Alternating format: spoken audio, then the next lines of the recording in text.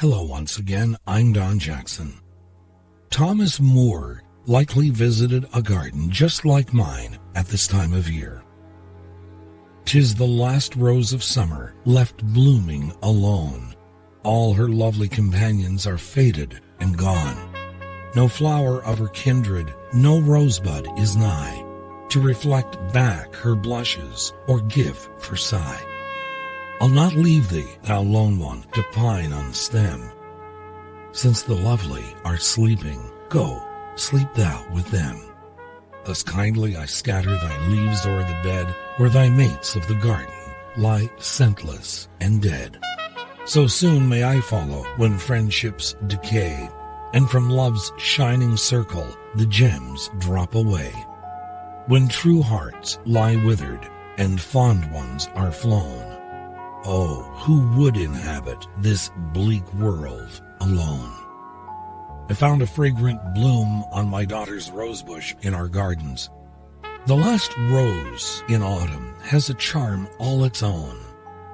Another charmed rose needed love to break the spell, and you'll hear that story at the end of this webcast. In the meantime, I'm going to do everything in my power to charm you with a Halloween charm that is increased in intensity with the heartbeat of the internet.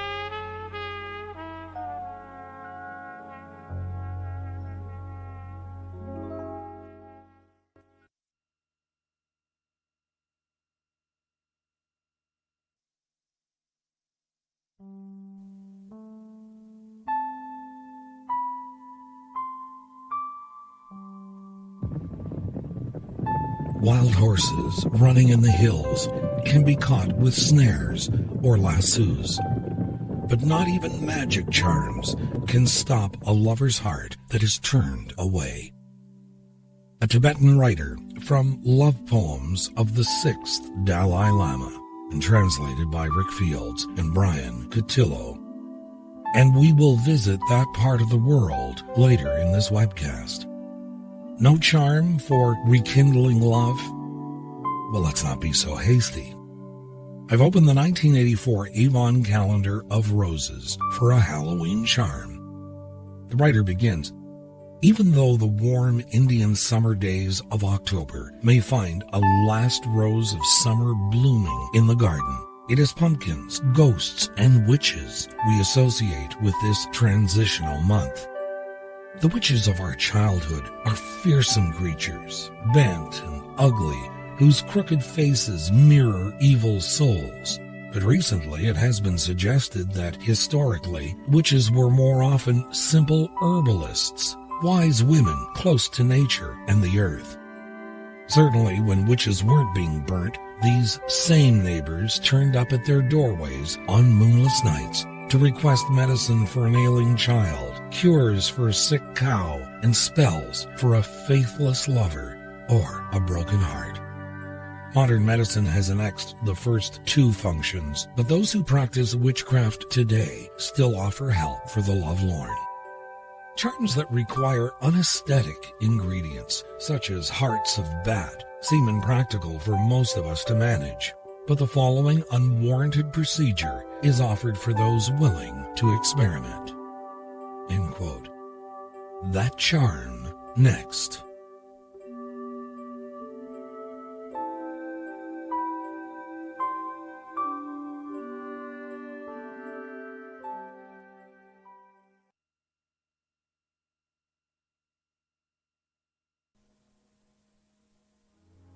Did you know that a flock of goldfinches is called a charm of goldfinches?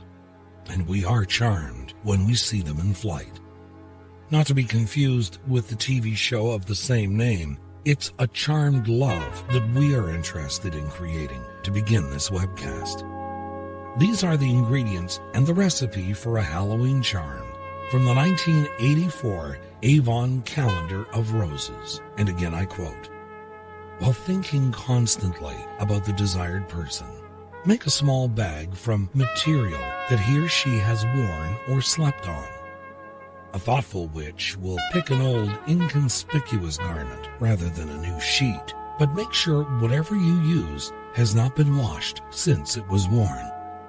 Into the bag, put 3 rosebuds you've carried next to your heart for a day, a lock of your hair, and one of your lovers, and then tie the bag shut by wrapping it 7 times with a red ribbon consecrated to Aphrodite. Clean the house, prepare dinner, and follow your own beauty rituals, still thinking of your lover. When the object of all this attention crosses the threshold, bury the bag under the doorsill. He or she will never want to leave you.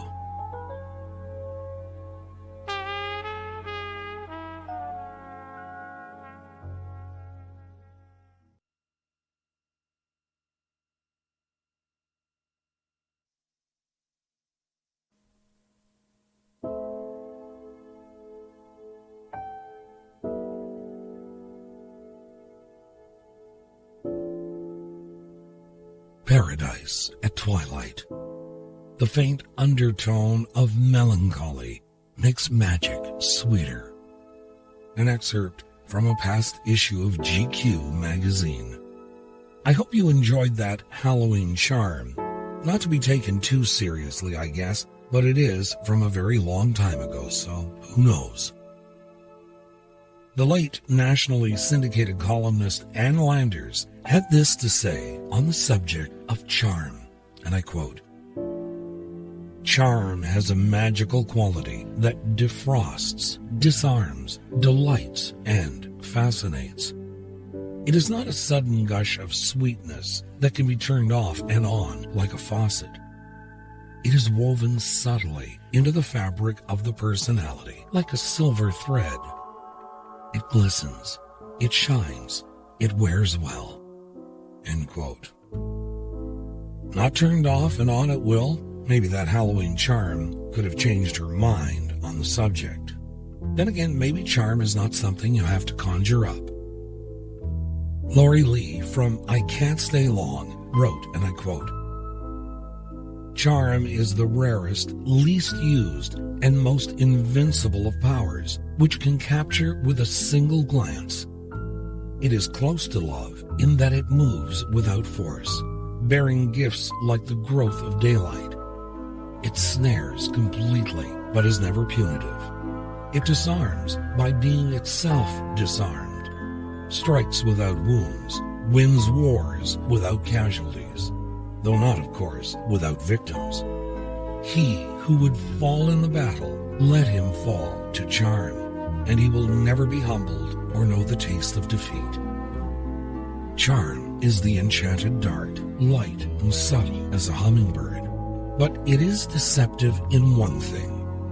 Like a sense of humor, if you think you've got it, you probably haven't.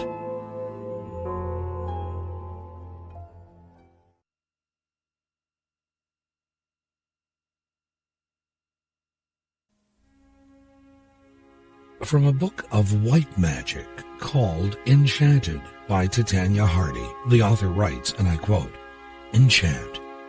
To win anyone over completely to your point of view. We are charmed by someone initially, enchanted perhaps, and the first flush of deeper love certainly feels like a spell which is working in spite of logic or the banal demands of our normal lives. The feeling of falling in love lifts us above the humdrum. Everything gray takes on a sunnier face. This is possibly because our senses are, in a way, intoxicated, and if we can recapture that for ourselves and promote it in others, our lives can be transposed from pastels to bright colors at will. Enchantment has a place in every aspect of our lives. What we cannot do is enchant anyone for the purpose of gaining power over them, by which I mean holding them in thrall." End quote. But isn't that what our myths and legends have suggested in the past? You'll remember one of them in this writing by Euripides. "Love distills desire upon the eyes. Love brings bewitching grace into the heart of those he would destroy. I pray that love may never come to me with murderous intent, in rhythms measureless and wild. Not fire nor stars have stronger bolts than those of Aphrodite, sent by the hand of Eros, Zeus's child.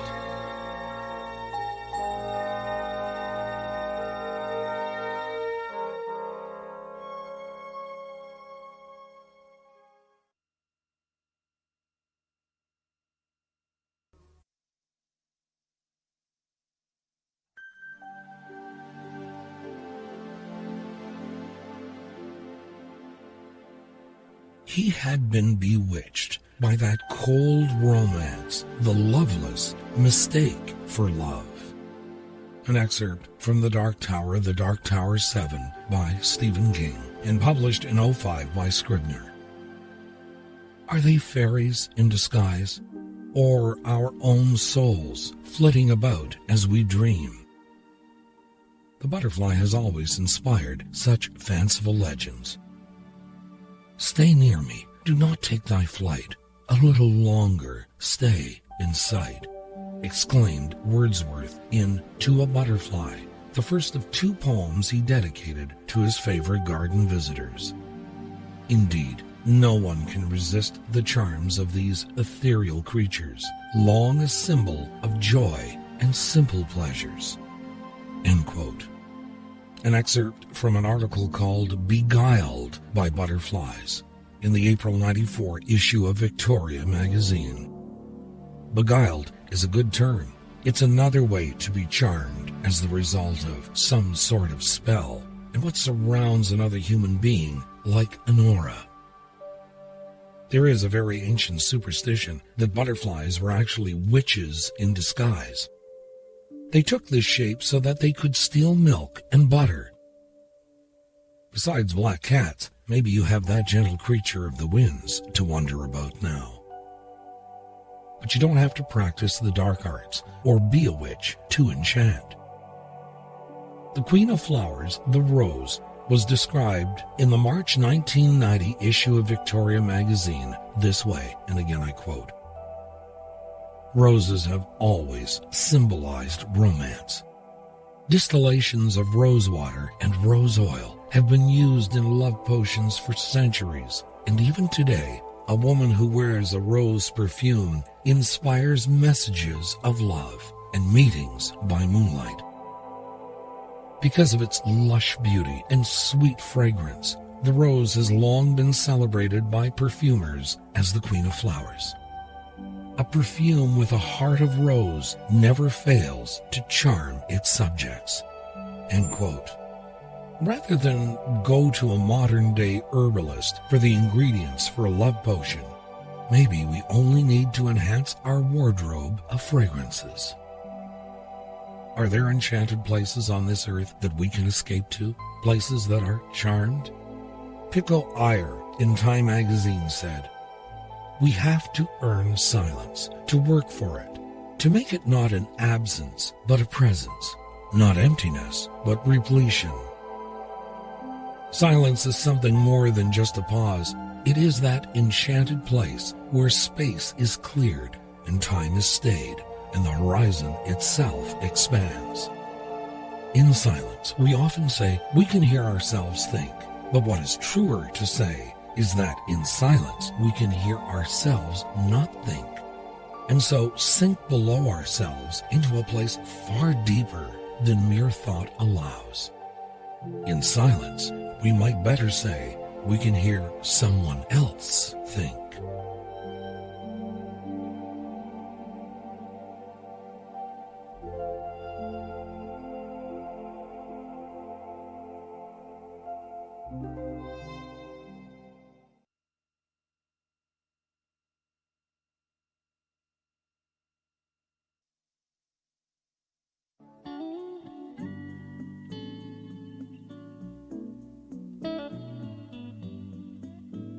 The angel ended, and in Adam's ear so charming left his voice that he a while thought him still speaking, still stood fixed to hear. A line from Paradise Lost by Milton that has always intrigued me. because I've always believed that if you ever heard the voice of a real angel, you might have the same reaction. You would stand there hoping for just even one more word. The voice would be that sweet.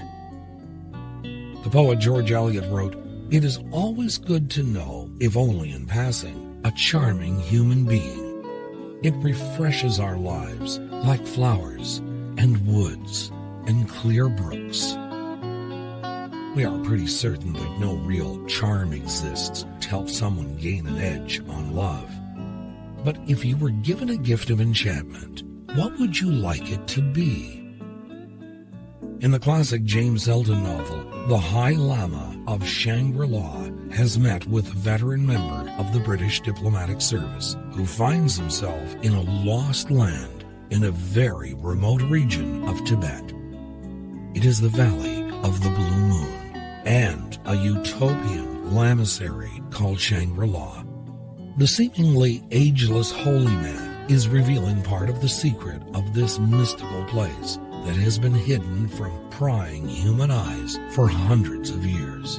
And I quote, "Yet it is, nevertheless, a prospect of much charm that I unfold for you long tranquillities during which you will observe a sunset, as men in the outer world hear the striking of a clock, and with far less care. The years will come and go, and you will pass from fleshly enjoyments into austerer but no less satisfying realms. You may lose the keenness of muscle and appetite, but there will be gain to match your loss. You will achieve calmness and profundity, ripeness, and the clear enchantment of memory. And most precious of all, you will have time, that rare and lovely gift that your Western countries have lost the more they have pursued it. Think for a moment. You will have time to read.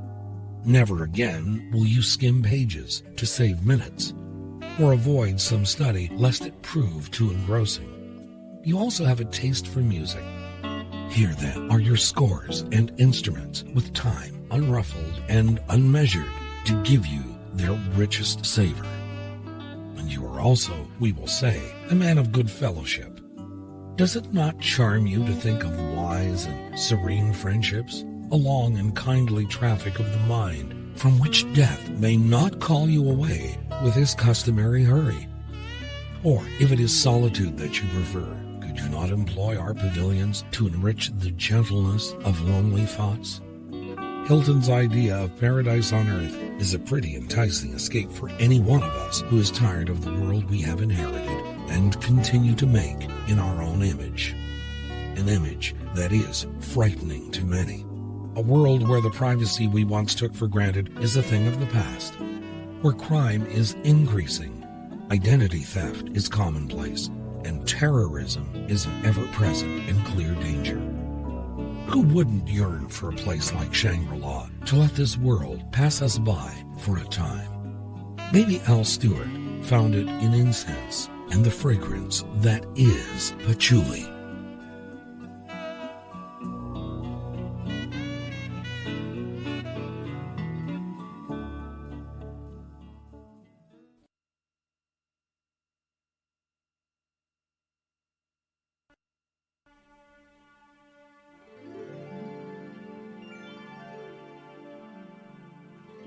Albert Hubbard was quoted as saying, "Love is vital. Love is creation. Love carves all statues, writes all poems, paints all canvases that glorify the walls where color revels, sings all the songs that enchant one's ears. Without love, the earth would echo only with cries of pain. The sun would shine only to show us grief. Each rustle of the wind among the leaves would be a sigh, and all flowers fit only to garland graves." End quote. Without love, this world would be a rather desolate place, similar to the land of the beast before the arrival of Belle. In the fairy tale Beauty and the Beast, a prince turns away a haggard old woman looking for shelter from the bitter cold.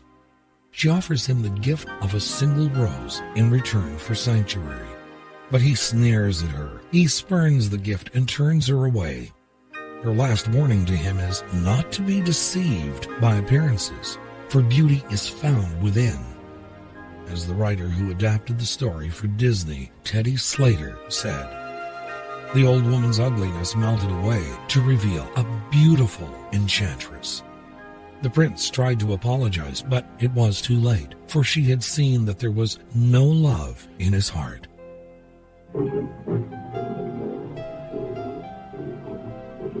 As punishment, the enchantress transformed the prince into a hideous beast. The rose she offered was enchanted. It would bloom only until the prince was 21. If he could learn to love and be loved before that last petal fell, then the spell would be broken. If not, he would remain a beast for all time. As the years passed, the beast fell into despair. He did not believe that anyone could ever love him. Slowly, the rose began to wither. End quote. Of course, that's before he meets Belle, who helps to break the spell cast upon him, and his enchanted servants, who all return to their human forms.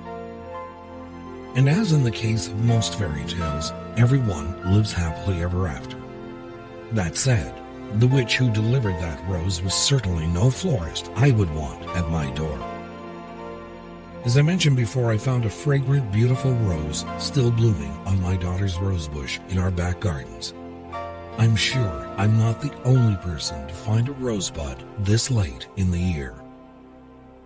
Maybe I should take the advice of the Roman orator Horace, who said, cease your efforts to find where the last rose lingers. Good advice, especially if nature offers up one last perfect autumn rose in your midst. Enchantment is not something to fool with. Good night, sweet dreams. I'm Don Jackson.